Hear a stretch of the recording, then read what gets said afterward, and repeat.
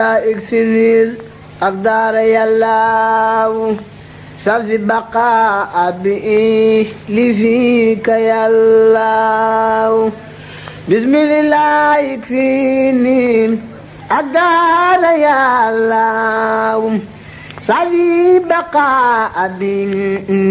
لفيك يلاو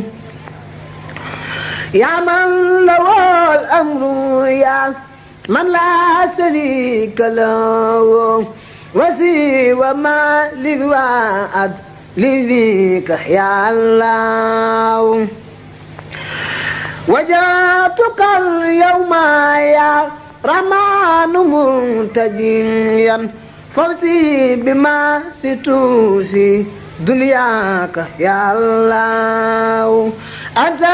asalaamaaleykum wa rahmatulah. waaw ñoo ngi sant yàlla bi ñu yàlla indee tey jii ci kër gi nga xam ne Serigne Mountakha moom moo ko féetaleel complexe Cheikh Ahmadoul Khadim université Cheikh Ahmadoul Khadim ñun nag bi yàlla dogalee ñu ñëw ci université bi ci ndigalu sëñ Mountakha mu indi ñu ñuy liggéey ci wetu président complexe Cheikh Ahmadoul Khadim Serigne Ahmad Badawi Mbacké. li ñu njëkk a def mooy taseek ñi nga xam ne ñoom ñoo yor daara yi parce que université ay daara fa nekk taseek ñoom waxtaan ak ñoom bi ñu paree loolu ñu taseek personnel bi waxtaan ak personnelu université bi ba pare it am liggéey yu ñu def ak secrétaire général bi nga xam ne moo yor moom moo yor administration bi bi waxtaan yooyu jeexee nag leneen li amoon solo mooy ñu seet yi nga xam ne ñooy bâtiment yi maanaam fi nga xam ne fi la ñuy jàngale fi ñuy defee li ñuy wax cours yi mais aussi lépp luy travaux dirigés travaux pratiques fi ñu koy defee fi nga xam ne it fa la ñuy denc jumtukaay yi muy jumtukaayu informatique wala téere yi ci biir loolu it université dafa am leneen lu am solo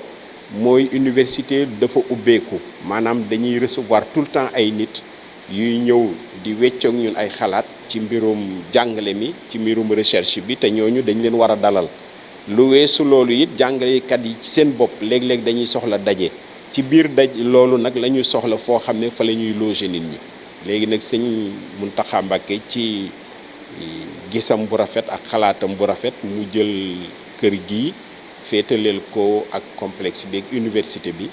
ba nga xam ne loolu ñuy soxla maanaam léeg-léeg ñu nekk en résidence hors de l'université génn université tase fenn wut fa dal mais ñu mën a toog waxtaan bis bi yëpp wala sax ñi bëgg a fanaan fii mën a fanaan bu ñu xëyaatee teel a commencé liggéey bi buñ ko yeexee pare it mën nañoo toog loolu moo tax lu mel ni am solo ci ñun moo tax bi ñu paree visiter foofu ñuy jàngalee ñu ne nañu xool it ci mbirum dëkkukaay lan lañ ci am na ci yu nekk ci biir université bii nag yàlla dogal muy jumtukaay bu am solo fu ñu mën a nekk fu am solo it sëñ bi joxoon ko complexe beeg université bi.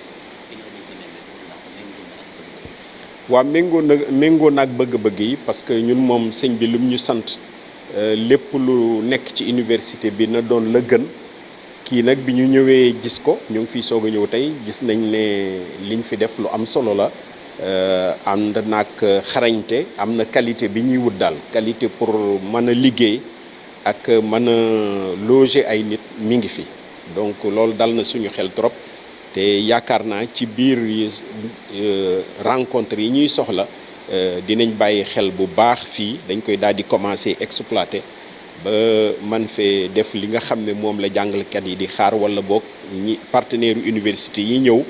bëgg a toog ak ñun waxtaan ci beneen cadre bu fekkee université xat na ci ñoom wala salle yi occupé ñu mën a nekk fu mel nii. waaw bi ñuy ñëw nag loolu bàyyi nañ ci xel gis nañ ne ñeent fukki minutes ngay def pour egsi waaye xam nga loolu moom pour ñun amul solo maanaam ñeent fukki minutes du dara boo jógee buntu université ba fii. ñeent fukki minutes ngay def lu bari ci yoon wi tali la li ci des doonu ko mais loolu amul solo parce que bu matoon waxtu sax bariwul waxuma laa nag matul waxtu njariñ ba mu ñuy indil buñ fi nekkee ci liggéey ak ànd feek dal moo ëpp solo téeméeri yoon temps boobu nga xam ne dinañ ko def donc loolu amu ci solo te xam nga dëkk bi màggaay gi dafa gaaw ba nga xam ne fii gis nañ ne daanaka ab dëkku lëm la te yaakaar nañ ne bu fi courant nekkee ndox nekk fi te loolu yëpp mi ngi fi wax dëgg li ci des dal gi ñuy wut ba kuñ fi dalal it nga kontaan mën a def liggéey biñ la sant loolu mi ngi fi. À notre nomination comme recteur de l'université Cheikh Ahmadoul Khadim, nous avons entrepris de faire des visites et des rencontres des différentes structures de cette université qui, vous le savez, est une partie du complexe Cheikh Ahmadoul Khadim dirigé par Serigne Ahmad Badawi Mbacké. Nous avons d'abord rencontré les différents responsables des structures pédagogiques, notamment les directeurs d'UFR, directeurs instituts. Nous avons aussi, avec le secrétaire général qui est responsable de l'administration, visité l'ensemble des structures pédagogiques, c'est-à-dire les salles de cours, les salles de travaux dirigés, les salles d'informatique, tout ce qui doit héberger aussi le numérique, l'informatique et la future bibliothèque universitaire. Parallèlement à cela et conformément aux missions de l'université qui est de recevoir des hôtes qui souvent sont des partenaires ou des enseignants qui doivent délivrer des formations, nous avons aussi entrepris de visiter tout ce qui peut être dispositif d'hébergement de ces partenaires, de ces hôtes, parce que les universités ont besoin d'avoir aussi des structures d'accueil. C'est dans cette démarche que, après échange avec Serigne Ahmad Badawi, nous avons décidé aujourd'hui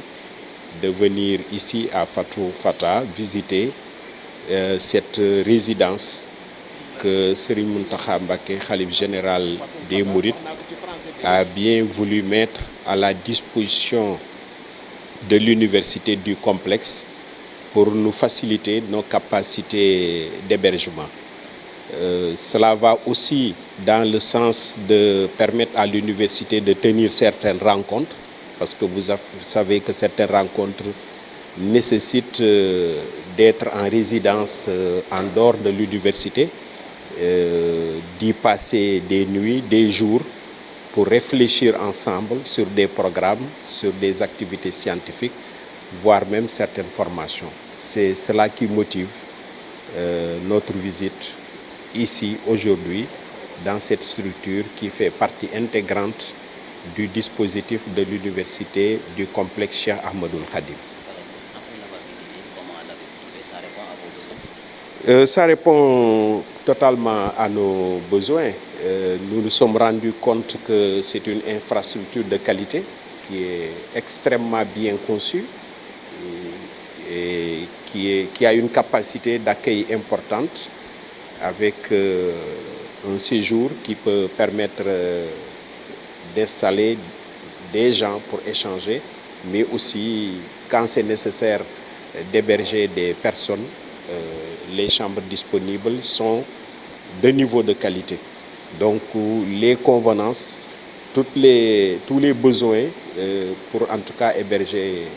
des gens qui doivent contribuer au fonctionnement de l'université existent au niveau de cette résidence.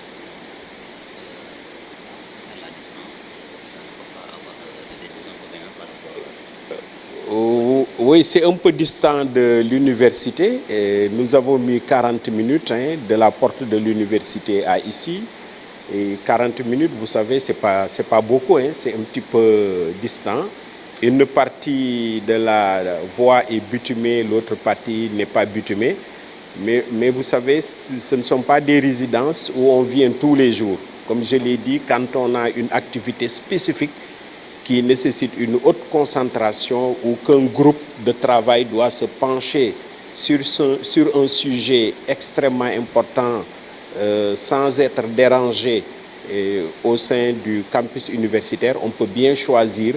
de mener de telles activités ici. Je pense que la distance n'est pas un inconvénient. le confort nécessaire pour travailler, la tranquillité y est, et c'est ce qui est le plus important. Les gens peuvent arriver, travailler et rejoindre tranquillement leur domicile s'ils le souhaitent. Ceux qui veulent passer la nuit peuvent passer la nuit.